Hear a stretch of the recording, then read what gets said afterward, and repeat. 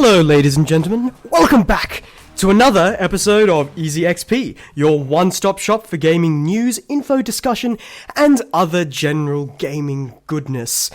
My name, as always, is Den, and I will be your host for the next half hour of gaming-related affairs. And, again, I'm sick. Again. I know, I don't know what it is, but second time in a semester, second time in 3 weeks, in fact. I've practically had to do everything in my power to try and keep my sinuses open for the best part of this program. I won't go into the gory details, but let me assure you that it involves a paperclip, an immense amount of paper towels, a whole orange, and an immense amount of duct tape. And so, hopefully I'll be able to get through this entire show in one piece. And if I suddenly jump to a song, then understand that that's because I am having a sneezing fit or some such. But enough of the excuses. It's time to go into our regular programming for the day. And what a special episode it is, indeed, because it is our last episode of the Semester 1 broadcast. I know, 9 weeks ago, an awkward young teenager stepped into the illustrious microphone station of SURG FM, and who would have thought 9 weeks later that same awkward teenager would still be sitting at the SURG FM desk, vainly talking about video games to anyone who would be listening. And so, with that in mind, let's go into our schedule for the last broadcast of the semester. And so we're going to be starting with some news, as always. Then we're going to be going into what I've personally been playing this week.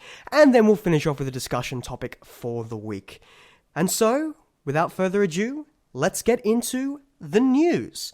And we have some very, very interesting developments this week. Half-Life 3 in development. No, really. Half-Life 3. And Left 4 Dead 3.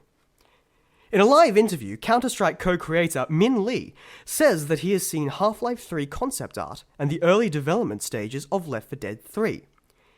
And I mean, it wouldn't surprise anybody if I said they were doing it, Min said. They're working on it, yeah. So to go out on a limb, I'd say I did see some concept art for Half-Life 3. He was a bit more definite with Left 4 Dead. I was really excited when I saw that. I was like, wow, this looks great. Because I really enjoyed Left 4 Dead, it was just one of those games that just changed the industry. I think that at the time, there wasn't many good co-op games, so yeah, this is a great co-op game. So, Min Lee says. Alrighty then. Half-Life 3 has been confirmed. The more you know. Moving on. PlayStation 4 already profitable.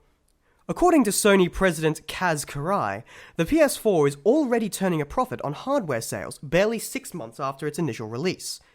For comparison, it took 3 years for the PlayStation 3 to stop losing money, and when it was losing money, it was losing it at a phenomenal rate, with $805 worth of technology being sold for $599. This is great news for Sony, really.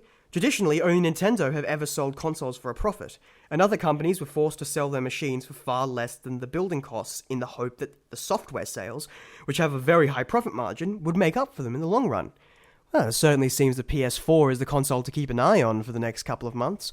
We'll just have to see how much steam it can keep up with the ever-increasing tide of new games and new experiences, and, well, it's going to be interesting to see what Sony does in this new position that they've got. In fact, Sony have said that they're now putting a huge amount of emphasis on their PlayStation department because that's one of the main sources of income for them, because Sony are a hardware company. They don't just make consoles, they also make a lot of other things like televisions and cameras. But they've actually been saying that the PlayStation division is going to be vital in their continuing success, and that's where they're getting a huge amount of profit from and keeping them in the black. And in contrast to this, or sort of parallel, the Xbox division not going anywhere anytime soon. There have been recent rumours that Microsoft, under the direction of their new CEO, Satya Nadella, would sell off the Xbox division of Microsoft. Nadella has been quoted in saying that he feels that Microsoft should move towards more software-based enterprises, as it is software rather than hardware that will be powering experiences on all devices today and tomorrow, so he says. However, Nadella has stated that he has no intent to do anything different with Xbox than they are doing today, and that you do need from time to time to build devices, so you don't leave anything to chance. Oh, well, I suppose this is good news. A bit of competition never hurt anybody, and I'm not the kind of gamer that thinks that the world would be better off by losing a company or a console. So it's good to hear that Microsoft are still going to be putting effort into the Xbox One and hopefully driving a few more sales onwards with that machine. And that was the news. Quite brief, but also very interesting set of topics. And so before we go into our next piece, I am going to leave you with our first track of the day. And hopefully this doesn't offer too much of a spoiler as to what I've been playing this week. But this track is called Party in the Snowland by Dark Sword. Yes, that really is a pseudonym, Dark Sword. And it is a remix of two of the ice-themed racetracks in Mario Kart 64. So I hope I haven't shown my hand too early, but we'll get into that discussion right after this song. This is Party in the Snowland by Dark Sword.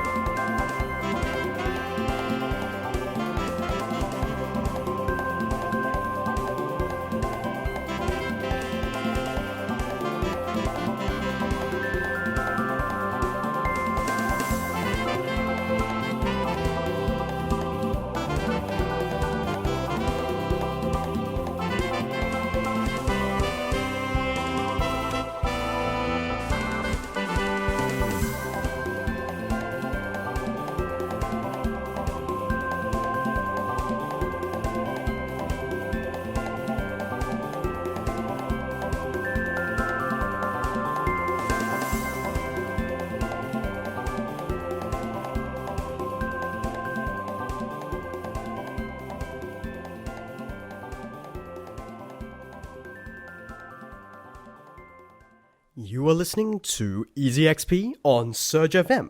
My name is Dan, your host as always, and that was Party in the Snowland by OC Remix user Dark Sword for your listening pleasure this morning. And obviously, as I was hinting towards with my track selection, what have I been playing this week? Mario Kart 8. Yes, I went out and got Mario Kart 8, that was released today, and it is fantastic. It really is. It looks and sounds absolutely phenomenal and delightful. It's a really, really good Mario Kart game. And me and my brother, we played through all of the tracks in a single go because we were just that compelled to keep on going and to unlock all of the tracks. And it looks amazing. It feels amazing. It sounds amazing. It is simply an excellent Mario Kart game. Although it still is Mario Kart, so if you've never been one for Mario Kart, then this certainly won't be the game that convinces you otherwise, but for fans of the series, it is a stellar entry. A little bit annoyed that they've sort of cut down on the battle mode. It's really a minor complaint for me, really, because I've never really personally used the battle mode that much. It's always been about the racing rather than the battle mode content, but I can understand how for some people that would be a big deal. And yes, it's a simply incredibly enjoyable game, an excellent installment in the Mario Kart series, and if this kind of quality game that Nintendo have been putting out on their latest system is going to be par for the course for the rest of the generation, I am very excited for a few incredibly lucrative years of gaming in the future. It's certainly going to be interesting to see. So, what else have I been playing? I have a confession to make to everybody, live here on air. After 2 weeks of covering negative press about this game, after multiple discussions about the policies behind it, I went out and bought Watch Dogs. Yes, I know, it might sound a bit weird, but I saw it for quite a cheap price in a store, and I'd seen some reviews that said it was pretty good, so I thought, why not? I might as well. And to be honest, I'm glad I did. Watch Dogs is a great game. It is a seriously good game. No, it's not genre redefining. No, it's not the first true next generation experience. But it's still an incredibly solid, well put together, well polished AAA open world game with some really, really nice tips and tricks to throw into the old open world formula to really throw up some stuff.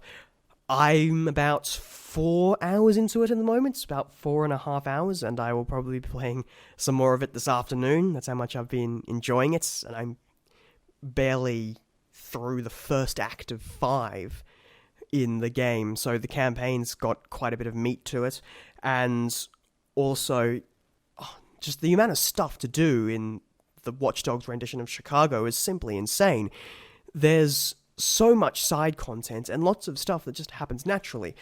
If I had to say anything about Watch Dogs and its open world city, I'd say that there's never really been a game where a city has felt as much like a real city than Watch Dogs has, because the entire world is populated by a frankly embarrassing number of NPCs, and they're all doing stuff. They all have parts to their day and activities that they're doing, and also using your hacking tools, which is the main crux and the main selling point of the game is the hacking mechanic. Using these hacking tools, you can actually get, for every single NPC in the game, for which there are a ridiculous number, you can get a name, an occupation, a short biography, and a character trait.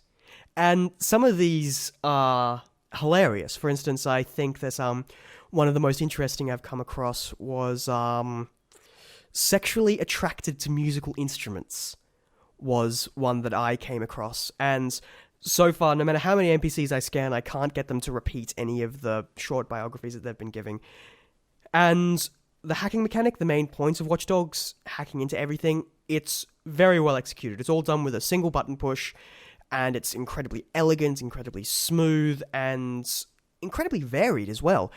Like, for instance, there are tons of ways you can use the hacking mechanic. For instance, that guy that I found who was sexually attracted to musical instruments, he was actually a guard in an area that I needed to get to. So, obviously, if I wanted to, I could have just pulled out a pistol and put one between his eyes. But I thought, no, I'll try something different. So what I did was I hacked into his phone using that information that he was attracted to musical instruments. I hacked into his phone and sent him a couple of messages saying that I was from the Chicago Symphony Orchestra and that they were looking for instrument cleaners. And he was so distracted by answering that text message on his phone that I was able to slip right past him. And when it comes to guards, there are tons of things you can do to hack. Like, for instance, you can hack the grenade on their armor. So, for instance, I think one example was I was about to get into a firefight with a huge number of enemies, and it would have been a really, really difficult firefight if I just went in guns blazing. But what I saw was that they were only coming down 2 alleys. And in one of the alleyways, they were all bunched together and they were going past a propane tank. So I hacked into one of their grenades and exploded the grenade and the propane tank, taking out that entire section of guards. And that's just one of the many, many ways you can use the hacking mechanic in Watch Dogs to really go about your business and go about all of the things you can possibly do. And it's just plain fun. It's plain fun to do it. And I'm actually incredibly happy that the game actually encourages you, not actively encourages you, but it allows you to use your hacking mechanic instead of just going in guns blazing. Like, for instance, there was this one building that I had to infiltrate and hack a specific computer. And so I tried for a lot of times to be sneaky and try and sneak in through the building and do all that, but I kept on getting found and shot. So what I thought was, okay, how about no, I'll just stay practically in the starting doorway, hack into a camera, hack my way around the entire building to eventually hack into a camera on a guard's uniform that eventually got me into the secure room that I needed to get the bit of data from. And the game let me do that. I didn't even need to move from the starting area. It just let me hack my way around to my objective. And I think that it's very, very nice that they allow you to do that. Like, very much Dishonored style, where they allow you to play how you want to. Because if you want to, it's entirely possible to make the protagonist basically a criminal. Like, a really, really nasty criminal. But the game allows you to use your hacking mechanic in such a way so that you have a much smaller body count and you can go through entire sections and entire maps without being spotted at all. Although I must admit that I've been guilty of abusing some of the hacking mechanics. For instance, dropping a shipping container onto 2 guards. I felt obliged to do that. It's almost very much like Ghost Trick in that sort of like approach to problem solving. And I really liked Ghost Trick, and having all of these sort of like emergent ways to use your hacking mechanic is really, really something. And going back to what I was saying about the city feeling alive, you can just randomly, because you're essentially this vigilante character, you can just randomly stop crimes on the street. Like, for instance, you can profile people and find somebody who looks like they might be about to commit a crime, like they've just sent a text message saying, I'm going to get this person, or you're in for it now, or something like that, and you stalk them to where they're going and then eventually stop them from committing the crime. You can do that, but there are also instances where a crime literally just happened in front of me while I was just walking through the world. A crime just happens, and I chased down the criminal as he was getting away. It was a really, really interesting way to use them. It's really, really interesting and dynamic way. And I suppose finally, in wrapping up my discussion about it, there's one feature that I'd really like to point out that I feel is certainly I'd be happy if they started incorporating this into more single-player games. And that's a sort of an entirely optional, but also incredibly seamless sort of pseudo-multiplayer. And the way that works is that if you opt into this sort of pseudo-multiplayer, what can happen is when you're between missions and just traveling through the world, you can actually be infiltrated by another real-world player who will try to either tail you or hack a bit of information from you. And they'll just appear. They'll just appear in the world and do that. And of course, you can do the same to other people. And it was just fantastic. And just having somebody just come round and just suddenly have something to occupy time, and having a real player to go up against, it leads to some absolutely fantastic car chases and some, frankly, ridiculous set pieces. There's also an online mode integrated with a mobile app for Watch Dogs for iOS, where essentially what happens is you get offered a contract in the PC or the console game. You get offered a contract, and you can accept it. And when you do, you get dropped in the middle of the city in a car, and you've got given waypoints that you need to get to. This is just one of the examples of one of the games you can do. You get dropped in the middle of the city, and you have to try and drive through waypoints as fast as possible. You're on a time limit. But the person on the iPad has complete control of the Chicago Police Department, and they're trying to desperately stop you. And you get rewarded for completing it, and you get punished for failing, and vice versa for the person on the iPad. And it's just a really, really cool concept that adds a huge amount of replayability to it, because you're going up against real-world people. And there are also some more traditional multiplayer modes within Watch Dogs that I haven't tried out, so I don't think I will. I'm perfectly happy with the kind of things that they're doing in the sort of pseudo-multiplayer intertwined with a single player. Now, obviously, it's not a perfect game, as lots of people have been very quick to point out. I personally don't have any gripes with the game as a game. My complaints are purely technical based. For instance, it's a little bit silly that it has to be run through Uplay on the PC. I personally haven't had many problems with Uplay, so I'm sort of alright with that, but I understand that for some people that's immensely annoying, especially Steam users who have to run it through Steam, then run it through Uplay, which is a little bit nonsensical. And some people have pointed out that sometimes the AI can be a little bit wonky, and also I got it on the PC, and realistically I probably should be getting about 30 more frames than I'm currently getting now. But I'm hoping that in the future they can optimize it so I can get some performance that's adequately matching my machine. It was a little bit funny booting it up for the first time and having it auto-detect the settings to complete low settings. As somebody who's played nothing but PC games on high and ultra for the past 5 years, it was a little bit of a shock for me. That's probably partly because it's a very demanding game.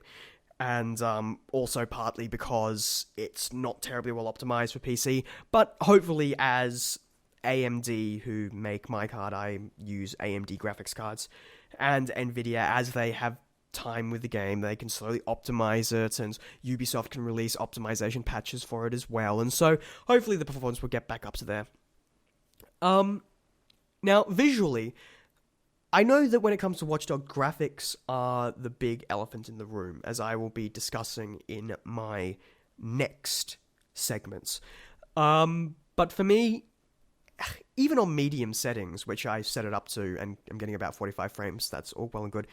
Even on medium, it's a very pretty game. Very, very pretty game. I was going through it on after I'd got everything set up and working, and I was going through the city, and I'm thinking, oh yeah, this is an alright looking game, it looks like a modern game. And then it started to rain. And I think that Watch Dogs might have some of the most impressive weather effects I have ever seen in a video game. Just the way that the rain works and wets the roads and pools in the gutters, and it's a very, very impressive visual effect. And the particle effects are really, really nice. I would say, and this is a entirely personal complaint, but I would say that I personally would have maybe liked for the aesthetic to be a little bit different. With Watch Dogs, they sort of went for ultra realism, and that's totally cool. But that means that because it's ultra realistic, you're getting a lot of concrete grey and sort of dull colours. And I was sort of hoping for maybe some more rich blacks and warm, sort of like Tron-esque colours. Not very Tron-esque, but sort of like Tron with a sort of like crisp, rich blacks and really defined shadows. But that doesn't impede my enjoyment of the game at all. It's just a little personal preference that I might have liked to see. But in conclusion, I highly recommend it. It's not an exceptional game by any means. It has a few problems, but it is certainly worth your time and your money, even after all the corporate nonsense that's been going into it. It is certainly worth it, or so I feel. And I know that I certainly will be enjoying it over the next couple of weeks. I'll be playing a lot more of it. And I'll probably, I don't know, maybe I'll give you a sort of full-on thoughts reviews at the beginning of next semester after I've played some more of it. But first impressions of it, very solid game, very solid open world game. And if it piqued your interest, but you were sort of scared off by all of the corporate nonsense that was going on around it, then consider going after it if you can find it for a decent price, because I personally think it is incredibly worth it. It's an incredibly cool, incredibly fun game with immense amount of content for you to go with. Oh, and also, before I go, I know the chances of him hearing this are incredibly slim, but last night I had 3 games of the multiplayer car chase mode with a fellow by the name of Ghost Rider. Ghost Rider, if you're out there, thank you for the games. You were an incredibly worthy adversary. And hopefully we can play again. I know the chances of him hearing this are ridiculously small, but well, I thought I'd mention it. And so that's what I've been playing this week. We are running overtime, but I am still alone in the studio, so I think we are in no hurry. So I am going to take you to my next track before going into our discussion topic for this week. Now, as many of you know, I have been sticking mainly to remixes for my song choice over the semester. This is mainly because it's a video game show, I want video game-based songs, but also a big reason is legal issues. All of the OC remix stuff is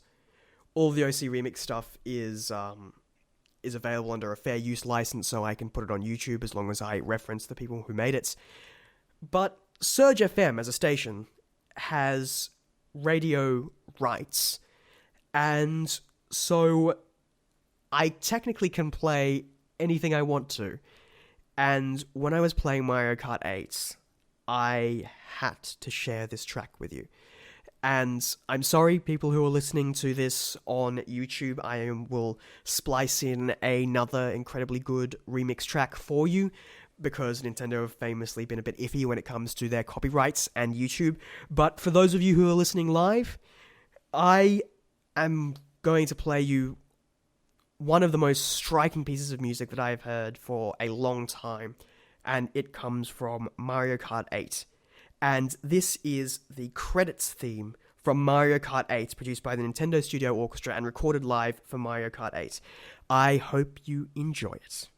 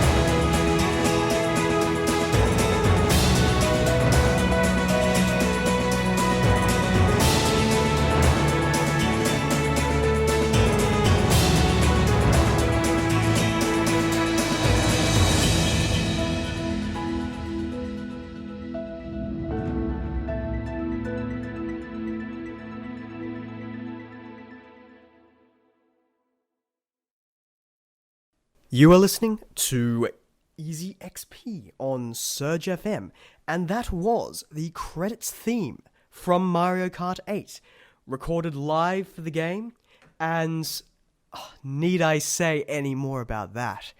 Wow, Nintendo have really been hitting out of the park recently when it comes to music. They've recently started recording all of their soundtracks live, where originally they were mainly computer generated and done by very sophisticated MIDI programs, but now they're recording all of their tracks live, and Mario Kart 8 was the first Mario Kart to have music recorded for it live, and I think it really shows. I am terribly sorry for those of you who are in the future and listening to this on the YouTube channel, because I will have to cut that out of the show for copyright reasons, but I will be sure to link the track in the description so you can go and have a listen to it for yourself, because you absolutely should. It is a fantastically jazzy track, and just that final bit of trumpet at the end is fantastically gorgeous jazz. And yeah, so Mario Kart 8, absolutely adore it. And those of you listening to the YouTube channel will get a nice little extra remix that I'll throw in there for you. I'll find something suitably likable. And so now, with that in mind, we go into the final segment of our show, and that's the discussion topic for this week. And after playing Watch Dogs, I swear that this is the last time I will talk about Watch Dogs. I hope that this will be the last time I talk about Watch Dogs. When Watch Dogs was released, it received a lot of criticism from the community.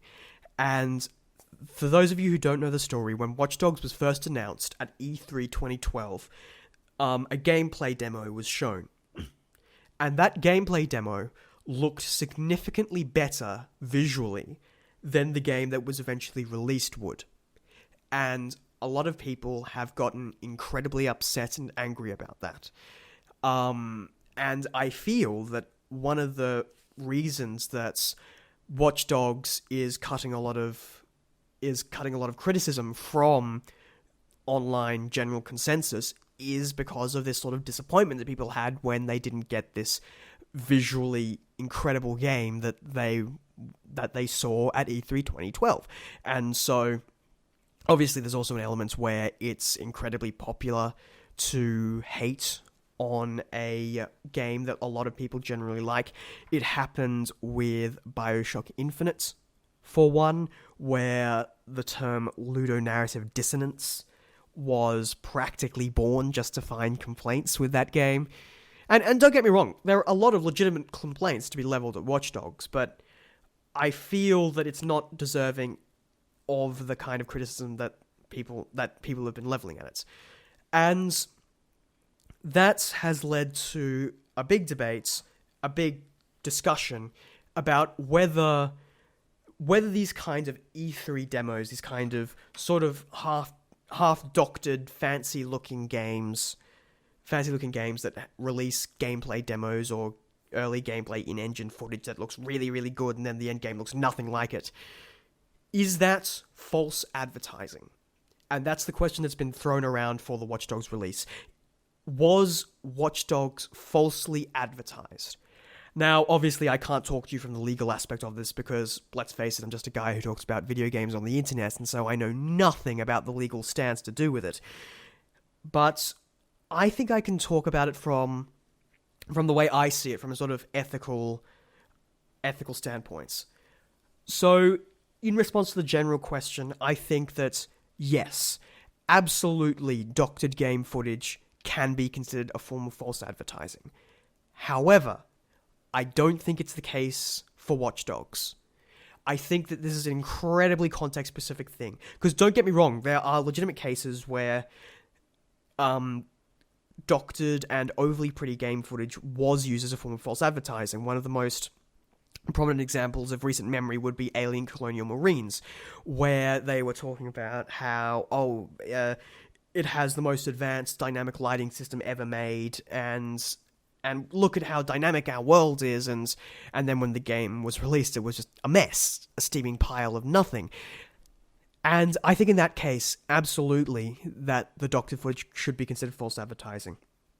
But I think Watch Dogs isn't. Why do I think that? Well, most simply because I think that at some point in time, Watch Dogs was going to look like that. But whatever happened over the development cycle, whether the game world got too big and too dense, they couldn't keep it up, or whether it got too detailed so they couldn't keep it up, or whether the next generation consoles weren't as powerful as they were expecting, for whatever reason, they had to pull back the visuals from the E3 2012 demo. And certainly that's one way of looking at it, and that's how I feel about it. Like, they, at some point in time, Watch Dogs was going to look at that, because honestly, Watch Dogs was still 2 years from release when they announced that gameplay footage. I don't think that there was these big corporate businessmen going, wahaha, let's make it look much better than it is going to be, and so we can sucker everybody in and then sell them a dodgy looking game. I don't think that's what's happened.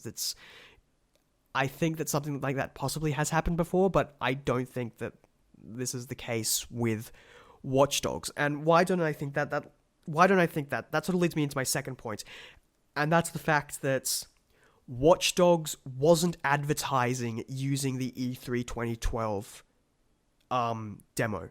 We have known for a long time that Watch Dogs wasn't going to look like it did in the E3 2012 demo. The only people who could claim to have been falsely led by the E3 2012 Watch Dogs demo is people who bought Watch Dogs after seeing the E3 2012 demo, like immediately after seeing it, so like in mid 2012, which is a stupid thing to do, or they've seen nothing about the game since the E3 2012 demo, which is also a fairly silly thing to do. In those cases, I think you could say that yes, these people could be considered to be falsely advertised to, but Watch Dogs has had a ton of content released for it in the lead up to it. When in the lead up to it, they sort of backed away from the sort of like, oh, the first true next generation title thing, and they stopped trying to sell it on the graphics. They weren't selling that towards its launch. Going towards its launch, they were selling it on the open world, the dense open world, the multiplayer, the unique hacking elements, and those are all still there. Those are all exactly as they describe it in the game. So, yeah, I honestly, personally, I don't think that the Watch Dogs thing was false advertising, because even as early as E3 2013, we knew that Watch Dogs wasn't going to be looking as good as it looked in the E3 2012 tech demo. And I think that's a very important distinction to make. It's not like Ubisoft said, oh, here's a tech demo and we're going to doctor all of our footage from now on to look like that tech demo, and when we sell it to you, it's going to look nothing like that. That wasn't the case. They released an early build of Watch Dogs that looked incredible, and then as time went on, they had to slowly pull a few things out of it to get it working. And they showed that. They showed in their release trailers and their later gameplay trailers, they showed how Watch Dogs essentially looks now. The release trailers for Watch Dogs and all those cinematics, they don't look like E3 2012. They look like the game does now. And so, in that sense, I don't think that it should be considered false advertising, because we have known that this was going to be the case for a long time. And so, yeah, it's a real shame that Watch Dogs got bogged down in this sort of DLC nonsense and the price jump and all of this false advertising stuff. It's a real shame, because it's a great game that I'm sure a lot of people would have a lot less concerns with if there wasn't this kind of hype, this kind of expectation built on it over the last 2 years. And, well, it's still a great game. I'll go home, I'll play it, I'll enjoy it, and anybody who is complaining about it can really and really get stuffed in my opinion, because I think Watch Dogs is a good game. It possibly could have been better, but hey, I'm happy for what we got, not what we wish we had.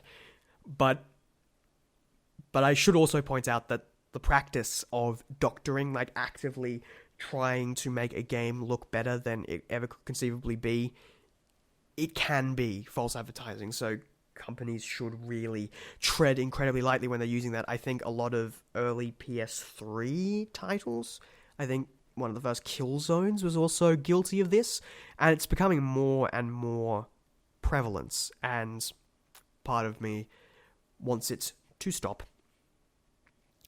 And that was the discussion topic. And it is going on to 11. I don't know what it is, but whenever I'm sick and can barely talk, I end up putting out my longest episodes. I suppose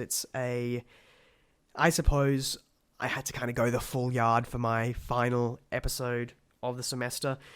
Hopefully, I'll be able to come back next semester and keep on doing this. I'm hoping to get a new co-host in next semester to help me and turn the discussions into actual discussions rather than just me rambling about a topic for a good 10-15 minutes. And so I will keep all of my details updated as that keeps on going ahead. Thank you very much, everybody, for supporting me in my first 9 weeks. A particular thank you to my one viewer in Poland who found my video, and also to two of my listeners, I should say, who have been listening to me from the very start. And I won't name drop you because I want to maintain a shred of professionality, but I know you're listening, and it means a lot to have you from the very beginning, right up to what I can only assume is listening to me live right now. And so, a big thank you to everybody who has supported me. I fully intend to keep on doing just this. I've had an awesome time. I am very thankful for SURG for allowing me to host this. I'm just a first year student. I put in the pitch thinking, it's just a game, it's about a radio show about video games. Nobody's going to want to listen to that. And then I got the call saying, hi, we'd really like your show. And I'm just thinking, why are you mad people letting me do this? And so, thank you to everybody who has made it possible. Hopefully, in semester 2, I can come back and produce ever better content, hopefully for another great 6 months of gaming. I'm kind of annoyed because the biggest gaming convention in the world, E3, literally starts in about 2 weeks' time. So we just missed out on that. But I'm sure when we come back for the next semester, we'll give you a full E3 roundup and the kind of things you were wanting to see from the show. But that's all in the future. And now, I think it is finally time to sign off the show for the first semester. After 9 weeks of doing it, it's time for our final track of the week. And for my last show for my first semester, I thought I needed something really special. And for me, that's what this track is. This was the first remix track I ever heard. It's still my favorite remix of all time. To say that this is a classic of video game remixes wouldn't really be doing it justice.